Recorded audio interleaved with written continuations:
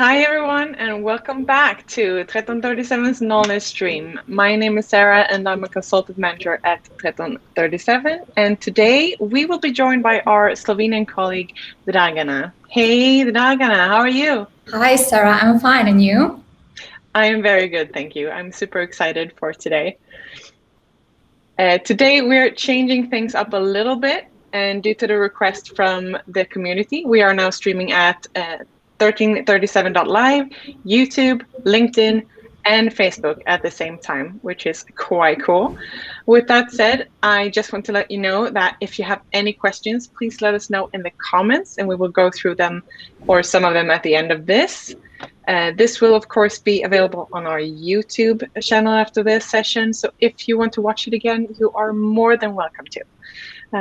As you all might know, knowledge sharing is very important to us, and we're very grateful for all the positive feedback we're getting on knowledge streams as well. This is the last one for summer, but I'm sure that we're all in for some cool things after that as well. So to stay updated, make sure you like, follow, and subscribe to not miss out on any of our upcoming knowledge streams. All right, that's enough for me. Dragana is ready to talk to us about the process of A/B testing. So go ahead and take us through. Thanks, Sarah, for your lovely introduction. First, before I begin, thank you very much for joining today's stream. I'm very excited to be sharing some knowledge today with all of you in the next hour. So before we start with the content of today's stream, a little introduction is in order. So my name is Dragana. I'm a design consultant based in Ljubljana. And in my everyday work with designing and testing, I help our clients and end users to have a functional and a pleasant experience while using our product or service. So continuing with the agenda for today is we're going to start out with quick basics of A/B testing itself, then continue with some benefits and limitation, why is A/B testing good, and maybe why it's not such a good idea to use it in some products. Then we're going to continue with the A/B testing structure, which consists of analyzing data, forming a hypothesis, constructing an experiment, and interpreting results. So along the way, as I will be explaining the testing structure, I will also present a small case study to show how A/B tests can be performed on an actual product. So in the ideal world, it's very easy to just mention a few points on how these tests should look like. But as we all know, many steps in the process of testing can go wrong. And my intention here is to just shed some light on a few mistakes that can happen along the way so that we can all be a bit smarter after this session and to, just keep it somewhere back in our minds when we actually get the chance to work with A/B testing. So a definition, A/B testing is a data-based method with which we compare two variations of a given website or a mobile application and a dedicated time interval to determine which variation performs better. So these variations, most commonly called A and B, are displayed randomly to the users of a website or a mobile application. So a part of our users will get to see the first version, the version A, and the remaining part will see the version B. So when users of our product are split into, let's say, two groups, 50% and 50%, and once the different versions have been shown to users for a sufficient amount of time to gather a reasonable amount of data, a statistical analysis after that makes it possible to test the effectiveness of each variation based on different performance indicators. So in this case, these key performance indicators can be web traffic, conversion rate, bounce rate, average duration session, and pages viewed per session. So in other words, we're looking at key performance indicators that can be measured from a business point of view. So these gathered data will determine the winning version, therefore that version should be implemented. So benefits of A/B testing. We can actually measure actual behavior of our customers under real-world condition. So for us in the field of user experience, this fact is actually very important because we get to see how users interact with our product in their natural environment, which can very much different from from one product or another, whether our users are browsing on the website on their smartphone during morning commute to work, or on a desktop during lunch, or maybe we're just talking about customer support people who are using tablets in factories performing various tasks. So here we can freely eliminate the doubt if the user is going to use it. It's in its natural environment because, hey, he already is.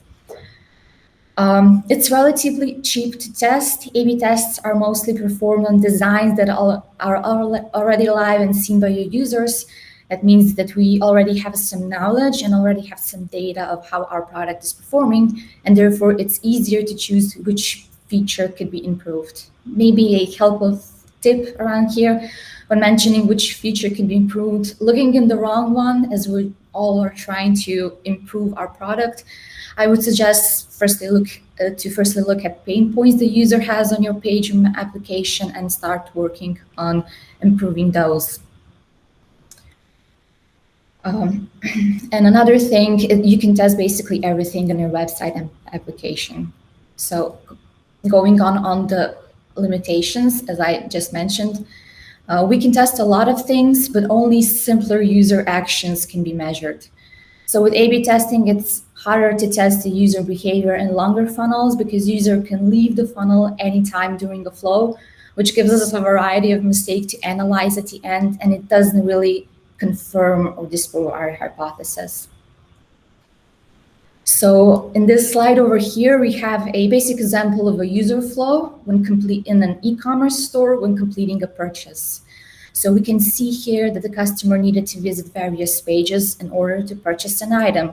And it gets very difficult to set a hypothesis for multiple errors that are in the user flow because it's very hard to encompass a hypothesis which would be able to tell us every single reason why the customer decided to leave the funnel in the cart, or why he decided to leave the funnel in billing and shipping and so on. So let's take it easy, let's go one step back, and in this case, it's better to focus on one problem at a time. Sorry. It doesn't answer the question why. Why did the user prefer green button over the blue one? Why is the onboarding process and applications ignored? A/B testing can tell us exactly why user does such stuff. To find out why, we should also perform moderated and unmoderated user session to supplement our tests. And the last thing on the slide, it provides data only on the element we're testing. So continuing with the steps of A/B testing, these are a few brief steps for us to follow when performing such tests. So the first one would be to analyze data. The second one, to form a hypothesis. The third one would be to construct an experiment, and then to interpret results.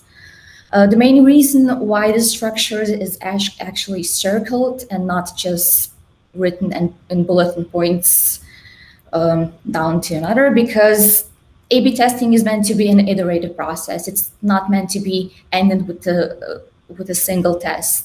We should always iterate and try to improve our product and work in the right direction. So starting with analyzing the data, in this step, it's very important to rely on both. To rely on quantitative data, which tells us where to test, and on qualitative data, which gives us an idea where to test. So just to briefly explain, quantitative data offers an indirect assessment of the usability of the design. It can be based on users' performance on a given task.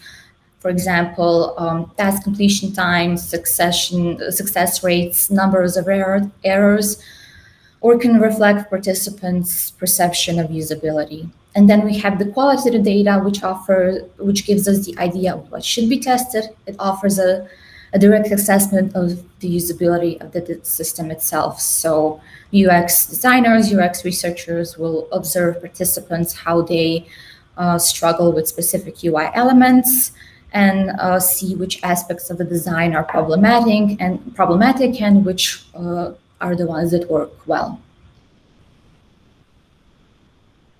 So the second step would be to to form my hypothesis. It's actually a very important step before launching a test is to form a hypothesis. So at the end of the test, or as we call it, experiment, it's important so that it can be at the end confirmed or rejected at the end of the testing. So what is it exactly that we want to compare?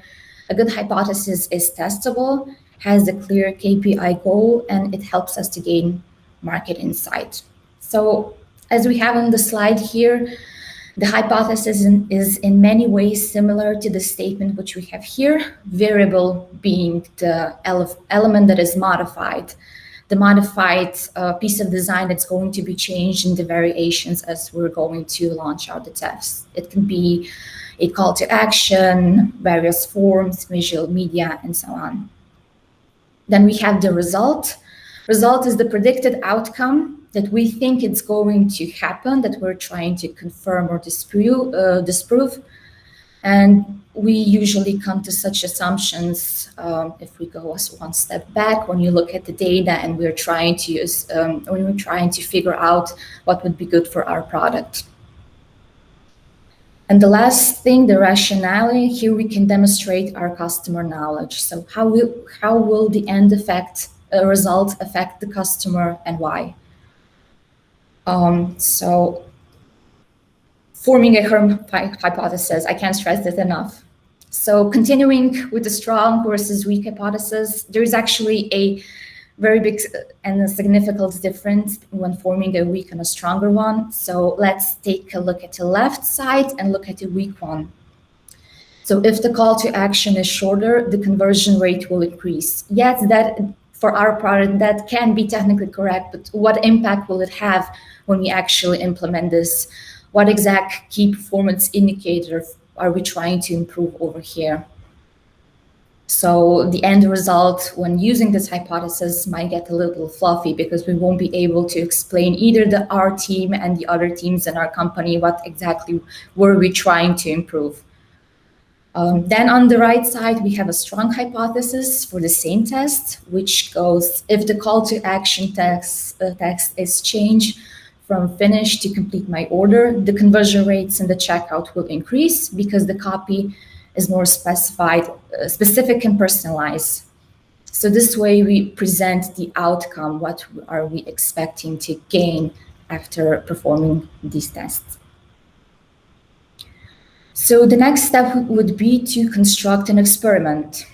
So in a visual way, A/B test looks like these circles we have on the screen. First, we have on the left side the control experience. This control experience is our product in production today as it is, and it shouldn't be changed. And next to the control experience, we have variations. The name of the test is A/B test, talking about A and B, but it is possible to add multiple variations. We don't need to limit only on one. So all the variation that we set up for A/B testing should only have one testing element changed. That testing element should be defined in the hypothesis that we talked before, and nothing more, because any other changes could affect the results and thus make the results useless. So after some time, with the help of gathered data, we can actually determine which one is the winner. So what that means, if we're talking about an iterative process, then we can actually use this first variation, make it a new controlled experience. This first variation should then be launched to all of our users on our website. And then with the help of the data that we have, we can think about what else should we do in order to improve our product for the users. So the first variations from above becomes the control experience, and then just we repeat the process. But before we continue with the experiment itself, it's important to talk about the sample size. So it is nice to explain the basic terminology behind the statistics. It's important to, when setting up variations, it's important to have a big enough sample size when making decisions. So sample size in our case refers to the number of the participants in the test who are usually taken from the large population visiting the website. So number of participants for each variation that we're trying to launch in the test. So luckily for us, sample sizes can today be calculated with a variety of calculators that can be found online.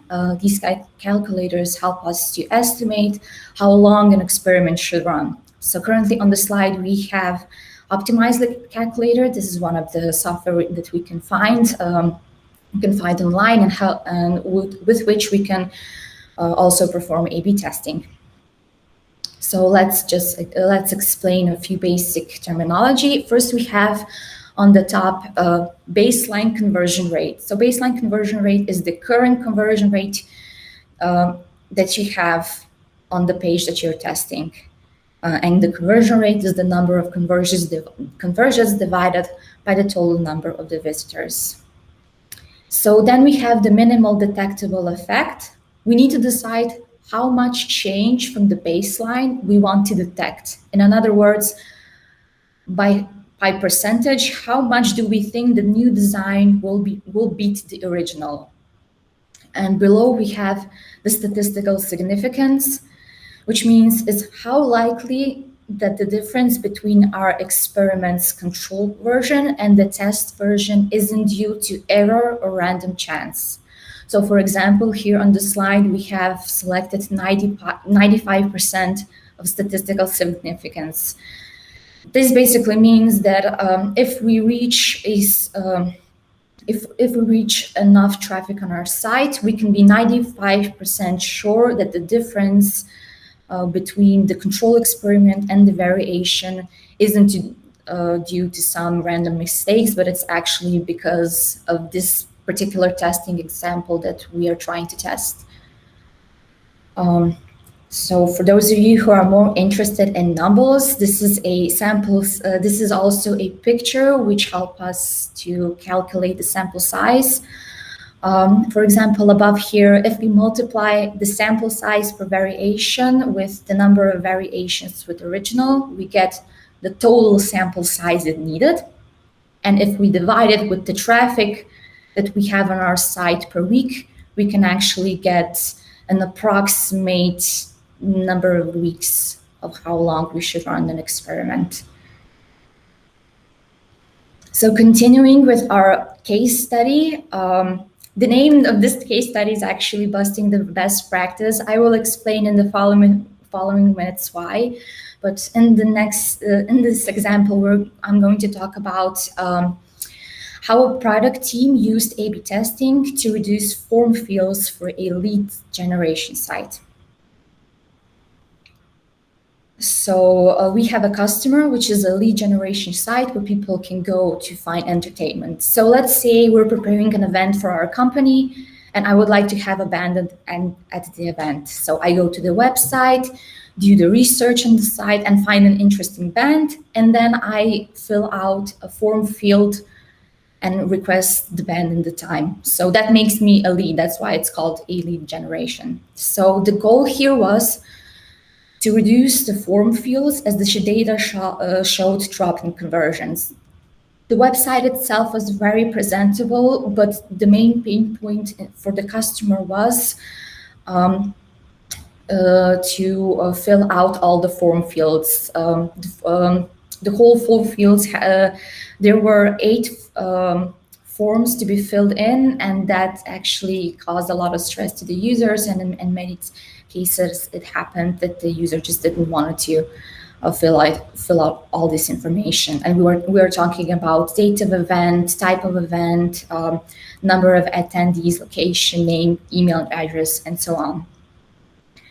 So the A/B test was to create one variation of the existing form field by reducing 3 of them. It's kind of a general truth that it's very good for the user experience if the user has less form fields to put in. That's actually what they thought. So they were so the product team was relying on their experience and just decided to shorten it down and ask for less information. So in this case, they convinced the client to remove form fields. So on the left side, we have the control experiment, which was the form with 8 fields, and the first variation, which showed us the form with 6 fields. So the initial A/B test lasted for 4 weeks. They needed 4 weeks to gather the data, and this time this form field got 312 conversion, and they reached 95% of statistical significance. The result was they actually, in the variation 1, they actually experienced a 40% of conversion drop, and they were all surprised that such things weren't supposed to happen. It's always easier for the user if he has less form fields to fill in. So yeah, the thought behind it was, okay, it's the easier, it's simpler it is to complete your form, the more conversions they will get. But that's just what they thought. In our case, the number of form fields isn't the only factor that contributed to ease and simplicity. So they actually went a step back, went to the Google Analytics, made an extensive research of metrics, and they found out that the approach they were going for, simply reducing a few form fields, wasn't the right one, because as it turns out, the product team removed the form fields that people actually like to fill in. So what happened? They did the test again.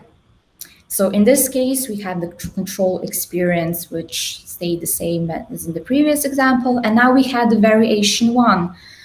So since they gathered a lot more of knowledge that they had about the website itself, they decided to set up another A/B test, but with a different variation. So instead of removing any form fields, they tweaked the labels instead. So for example, they wrote date of your event instead of time and performance, or they wrote location, fill if you have actually booked a location. They made the form a little bit intuitive for the user to fill. So yeah, we have, again, 4 weeks of data. We had, the product team had 498 conversions and 96% of confidence level. And what happened then? They experienced a little bit over 90% increase in leads. So they made it sure that they were on the right track. So what was the lesson they actually learned from the testing? It's very difficult to solve a problem if you don't even understand it, and vice versa. Of course, it's pretty easy to solve a problem you already understand. That's what research does. It helps us understand problems. That's why we always like to say, let's do an extensive research before doing an A/B test. In our case, A/B test in this case actually revealed a few problems. Revealed that researchers in the product team weren't very strict with looking at the metrics. So actually, they all learned something from this example. So another question arises here. When we construct an experiment, we have a few variations. How should we actually split the traffic? I mean, usually when we present A/B testing, we always say 50-50% because it's the most natural way to do it, but we can actually split the traffic any way we want. But in a particular case, what is the smartest way to go at? So, well, it depends. Every project has at least 2 priorities. We have the time to complete the test and the impact it takes to our business while the test is running. So if we give each variation 50% of traffic, we're going to minimize the amount of time it takes to find out whether our test is a winner or not. But on the same side, we're also exposing our business to the biggest amount of risk, meaning if the new variant will perform vastly worse than the control experience, and that might not be such a rare case, we're going to average down our site's performance during the duration of the test, and we all know that can take weeks. So in case we want to play it a little bit safer and decide not to take such risks, we could show the variations to only 10% of our traffic or even 1% of the traffic, and we'll minimize that risk. But the downside here is that it will take us much, much longer time to prove or disprove our hypothesis. And we all know time is money, so it's very good to check our testing priorities with our business priorities and find out what actually works for our product. So continuing with interpreting results, before continuing here, I'd like to mention just a few common ways to invalidate an experiment. There's actually a lot of things that can go wrong during the test or when interpreting results. So one of the problems can be insufficient sample size, because if we don't have enough traffic on our website, maybe it's a smarter idea to focus on getting a few customers more than to decide to launch the A/B test, because if we won't have an insufficient sample size, the results won't be as accurate as we wish we would have. Then insufficient time, not letting our experiment run long enough. We can also experience some overlap and conflict. What do we know? Maybe the marketing department wants to launch a super special offer on that same page the next day. So if you launch an A/B test alongside with the marketing department who has very special products, the results can get actually very skewed, because we will all know our metrics won't be valid at the end of the test. So we should also take in consideration various events, holidays, and time zones. For example, when I'm mentioning holidays, usually in December, people tend to spend more money on gifts, and this also can affect our metrics. And it's nice to make sure that if we're performing A/B tests, and if we have a product that it's launched all over the world, it would be much safer for us to test the variations, maybe just in the one specific time zone. We can also have incorrect instrumentation. Maybe we didn't QA the variations properly. And also one of the common mistakes that can happen is that the metrics that we measured weren't the right ones. And last but not least, bugs. We can always find some bugs, unfortunately, in the code or anyway along the process.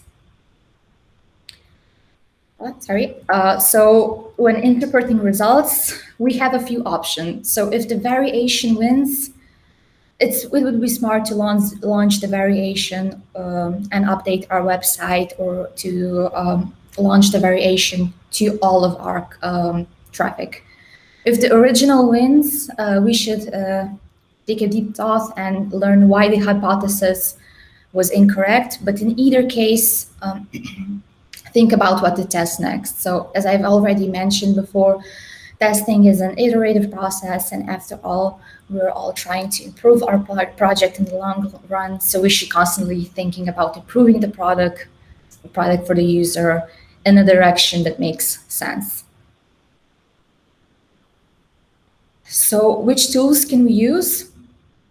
Common tool for gathering existing data are on the left side. One of them is Google Analytics. It's very good for website metrics, which has everything from website traffic, bounce rates, practically a lot of stuff can be measured on the site. And on the other hand, if we are reaching more for qualitative data, if we want to observe more of the user's behavior, we can use Hotjar. Hotjar enables us to set session recordings for specific pages on our website, or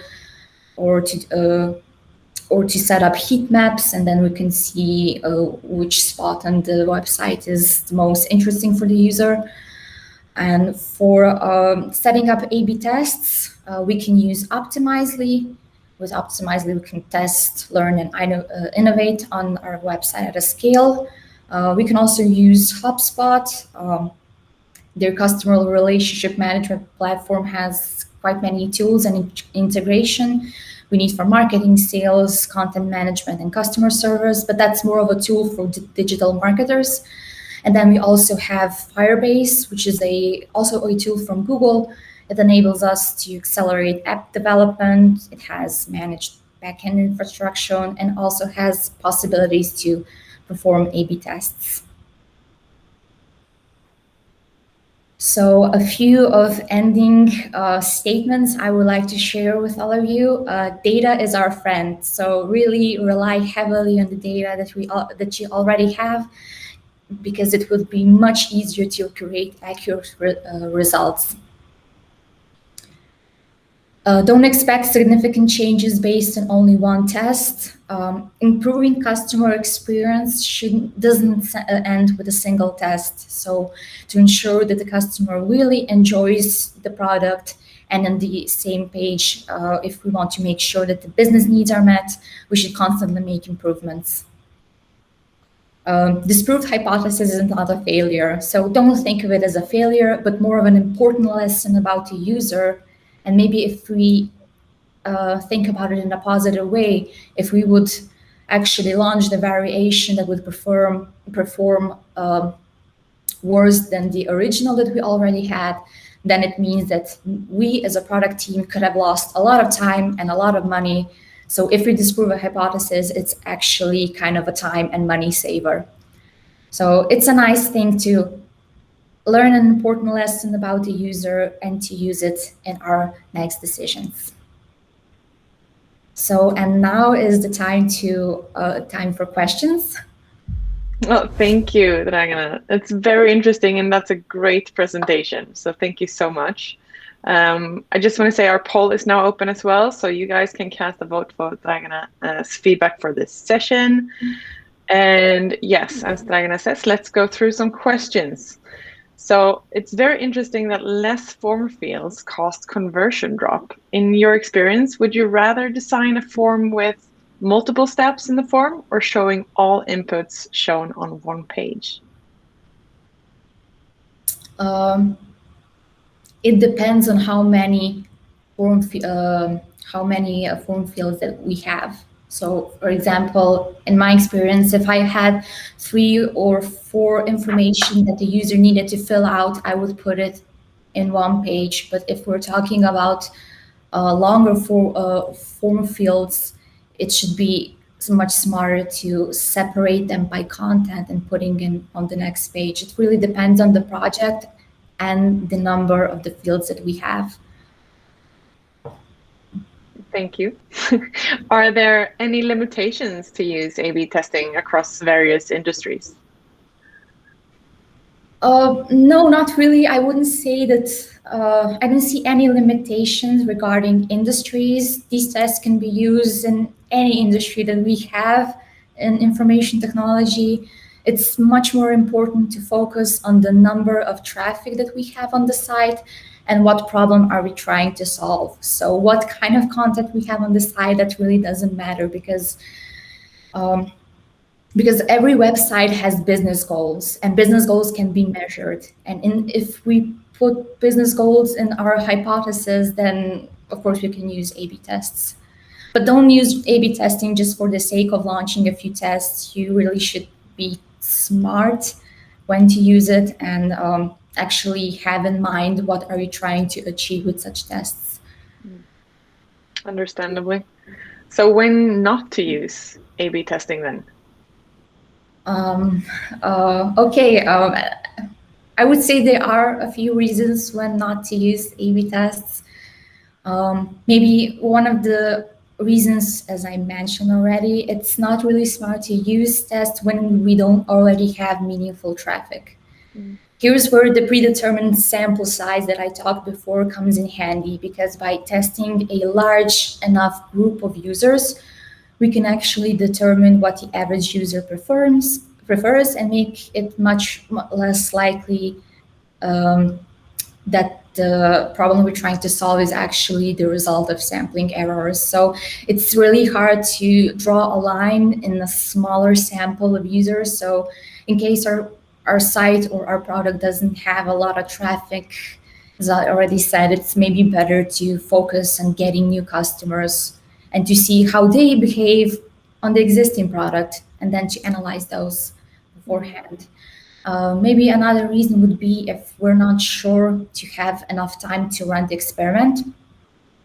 It's true that A/B tests are quite cheap, but we should still take into consideration the time and effort our product team has to put in to actually make and launch the tests. Because if we are, because of any reason, obligated to end with the experiment before reaching the statistical significance, then we probably won't be able to use the gather metrics. So all the time and the effort we put into launching the test, knowing that we will have to end it before time, it's going to go to waste, and we don't want that.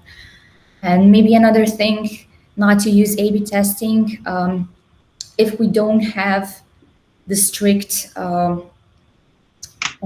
clear and a concise hypothesis to test.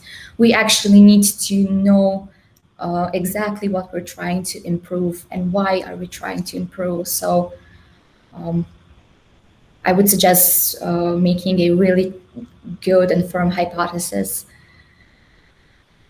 Yeah, understandably. You should always start with why, I guess. So which data or which exact data should we rely on, or what kind of research should we do before preparing an A/B test?